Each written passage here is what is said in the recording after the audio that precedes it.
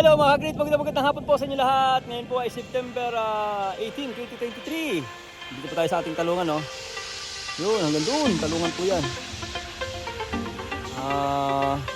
Gusto na po ang ating talong. Ito po yung ating talong na tinabas natin, ano? Sukal na naman, mataas na naman. Tingnan nyo po kung gaano kataas.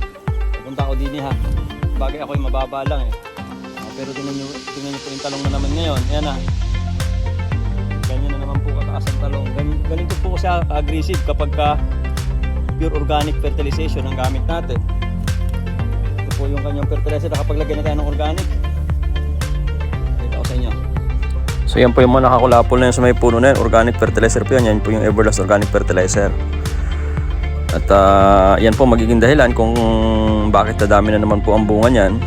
Kasi nga kargado na naman siya ng organic fertilizer. Yan lang po ang abono natin, wala na pong iba, no? Ang last na naglagay po tayo actually is 30 days. Yung mga sanga po na yan, yan po yung pinagputulan natin nung dati. Ngayon marami na naman siyang bulaklak. Ganyan lang naman talaga, dapat ang talong dire-diretsong marami mamulaklak para po yung pag-harvest natin dire-diretso din.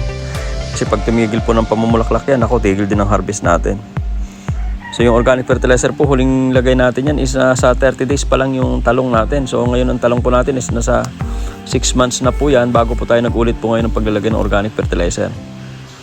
Ang purpose niyan is pagka nagkaroon po ng tubig, kasi mukhang hindi na kami magpapatubig, aasa na lang kami sa ulan. Hopefully umulan ulit. Kaya tingnan nyo, nagsariwa ulit ng mga talong nung umulan. Malinis na naman ang talong natin. Ayan, yung mga kulay itim po na yan po yung nilalagay na organic fertilizer ng mga tao natin. Talagang hindi lang po nakadikit, kung hindi talagang nakapatong sa puno ng talong. Ganyan po ka-safe yan, hindi po siya mainit sa talong, hindi po siya mainit sa halaman. Yung Everlast Organic Fertilizer, marami nagtatanong po sa inyo dyan kasi hindi naman po yan ma-deliver sa inyo ng mamalayuan. Kaya ang pinakamaganda po, meron tayong isang klase, yung tinatawag natin na farmer's grade, o kayo na mismo ang gumawa. Kumbaga, ipot ng manok, gagamit po kayo ng bioenzyme, lulusawin ninyo ng bioenzyme yung ipot ng manok, i-sprayhan ninyo yon, tapos lalagyan ninyo ng trapal. Pagdating ng 15 days, tatanggalin niyo yung trapal. Andyan po, may proseso po yan eh. Tapos 2 days natin ipapalamigin, then pwede nyo na pong gamitin yun. Kumbaga parang meron na rin kayong Everlast kahit na kahit na malayo po kayo sa akin, meron po kayong Everlast, meron po kayong organic fertilizer na magagawa na hindi po mainit sa halaman. Kung yung bisa, syempre mas mabisa yung Everlast, pero yung ginawa nyo po is mabisa na din yan. Kaysa naman wala po kayo niyan. Kasi kung iaasa mo lang po sa synthetic, hindi eh, magtitigasin yan eh.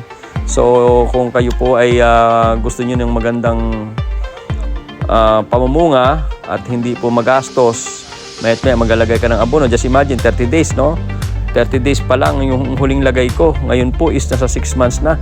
Imagine po yung napakatagal na walang activity ng paglalagay ng abono sa ganito sistema na organic. And yet, yung harvest, alam nyo naman, marami rin, di ba? Almost the same as yung sa synthetic na fertilizer na ginagawa natin. So, tsaga-tsaga lang po. Kailangan pumunta po kayo dyan sa channel natin, yung Noel Agri TV. Meron dyang mga videos. Hanapin nyo po dyan yung mga videos. Madala, scroll nyo lang eh.